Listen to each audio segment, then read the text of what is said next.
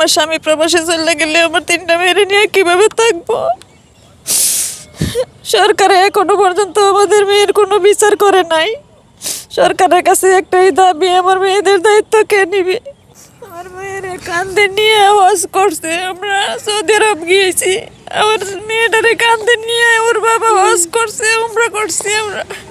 নিশাত জাহানকে যে কাঁধে নিয়ে নিশাত জাহান আমরা দেখতে পাচ্ছি কত সুন্দর মিষ্টি চেহারার অধিকারী একটি মেয়ে, ফুলের মতো দেখতে, একদম নিষ্পাপ একটি মেয়ে, তাকে নিয়ে তার বাবা কাঁধে করে হজ করেছে, এমনটি বলছে কিন্তু নিশাত জাহানের মা। এটাই তো নাকি নিশাত জাহানের বাবা তাকে কাঁধে করে নিয়ে হজ করেছে? জি, ওকে কাঁধে নিয়ে উমরা করেছি আমরা। আর সেই মেয়ে আজকে আপনার বুকে নেই। মেয়েটার কথা মনে হইলে বুকটা ফাইটাছে, আমার মেয়ের কথা মনে হইলে বুকটা ফাইটাছে। আজকে গ্রাম থেকে শহরে, শহর থেকে গ্রামে দৌড়াদৌড়ি করার পরে আমার মেয়ের কোনো বিচার পাইতেছি না। আমাদের মেয়ের কোনো বিচারে কোনো ভয় নেই। আজকে 2 মাস হয়ে গেছে, কোনো বিচার ভয় নাই। আমি এই ঘটনার সরকারের কাছে আবেদন জানাই যে আপনার যদি 19 দিনে না হয় তাহলে আমার মেয়েটার কী অপরাধ, আমাদের কী অপরাধ যে আজকে 2 মাস হয়ে গেল, আজকে পর্যন্ত আমরা চার্জশিটই পাই নাই। বিচার তো পরে আজকে পর্যন্ত চার্জশিটই আমরা পাই নাই। সরকারের কাছে এটাই জানাই, আমরা তো দেশের একটা নাগরিক, আমরা তো প্রবাসী। তো আমরা প্রবাস থেকে আইসে প্রবাসীরা যদি এরকম অবস্থাতে পড়ে, তাহলে আমাদের সরকার যদি আমাদের একটু হেল্প না করে, আমাদের একটু চিন্তাভাবনা আমাদের প্রতি না করে, তাহলে আমরা কোথায় যাব? আমরা কার কাছে যাব? মানে প্রবাসতে আসছিলাম যে হয়তো আমার এই মেয়ে হয়তো শূন্য যাইতে পারবো, কিন্তু দুর্ভাগ্য আমরা শূন্য যাইতে পারি নাই। আমি এই মাসের 28 তারিখে আমি চলে যাব, কিন্তু আমি আমার বিচারটা দেখে যেতে পারবেন কিনা একটু বলুন। না, মনে হয় না যে আমি বিচার দিকে যেতে পারবো, কারণ আজ পর্যন্ত তো চার্জশিটই আসে নাই।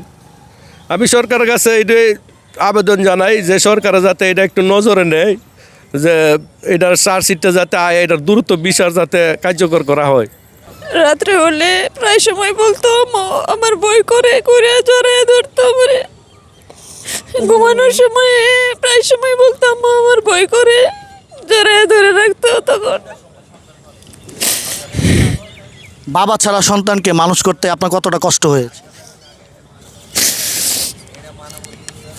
আমার 4টা মেয়ে, 4টা মেয়ে আমার সিজারে হয়েছে। আমি 4টা মেয়ের কত কষ্ট করে লালন পালন করছি, অনেক কষ্ট করে আমি এদের মানুষ করেছি।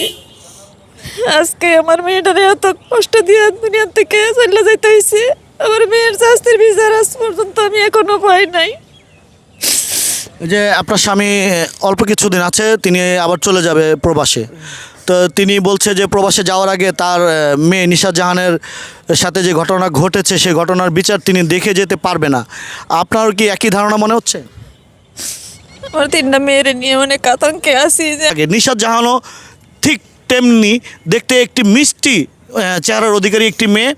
তো আমরা নিশাত জাহানের সাথে যে ঘটনা ঘটেছে এই ঘটনার বিচার এখনও পায়নি তার বাবা মা।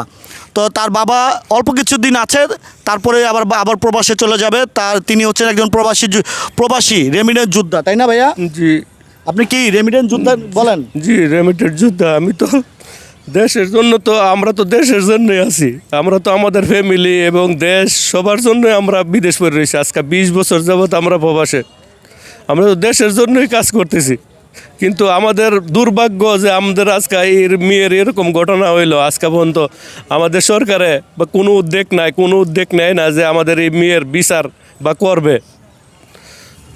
প্রিয় বন্ধুরা, আমরা একটু জানিয়ে রাখতে চাই, নিশাত জাহানের বাবা অল্প কিছুদিন আছে, তারপরে তিনি চলে যাবে প্রবাসে। তার আগে তিনি তার এই যে মেয়ে, এইটার বিচার তিনি দেখে যেতে পারবে না, এই আফসোসটা তার মনে রয়ে গেল। তো আমার আজকের এই ভিডিওতে আমি আহ্বান জানাবো মাননীয় প্রধানমন্ত্রী এবং আমাদের যে স্বরাষ্ট্রমন্ত্রী রয়েছে তাদের দৃষ্টি আকর্ষণ করছি, এই ভিডিওটা যদি তাদের নজরে পড়ে তারা যেন খুব দ্রুত রামিসার মতো এই যে নিশাত জাহানের বিচারটা যেন খুব দ্রুত সময়ের মধ্যে করে, সেই প্রত্যাশা শেষ করছি। আল্লাহ হাফেজ।